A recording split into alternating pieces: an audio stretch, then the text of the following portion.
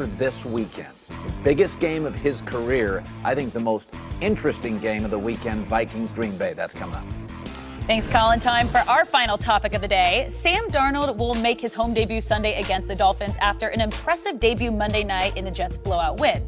But Todd Bowles said yesterday that it's too early for the hype train after one game, saying, quote, to sit here and say whether he's great, whether he's trash, or whether anything else is way too early for that.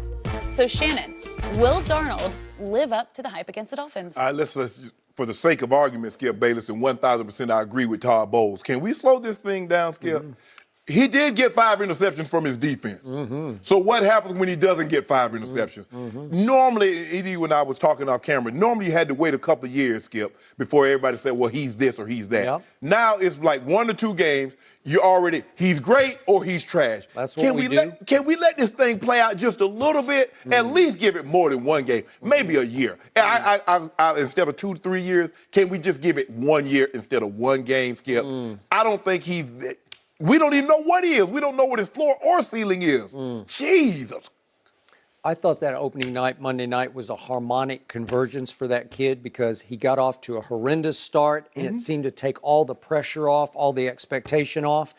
And he's in the greatest situation for a rookie quarterback because he knows Josh McCown is no threat. No. It is a slow hook with the Jets because it's his job, and they want him to sink or swim, and he's got the whole year, and there's no rush to him as the starting quarterback to live up to the hype, except he's playing in the city of New York. Right. And again, I thought that was more about how bad Detroit was in the opening game than it was about how great he was. He was okay, threw for 198 yards.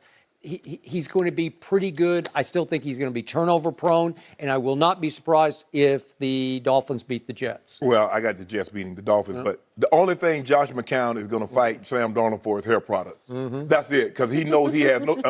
You're jealous of his hair. I got a hair full of hair, but unless he's just like all of a sudden just takes a turn and this hype train just derails.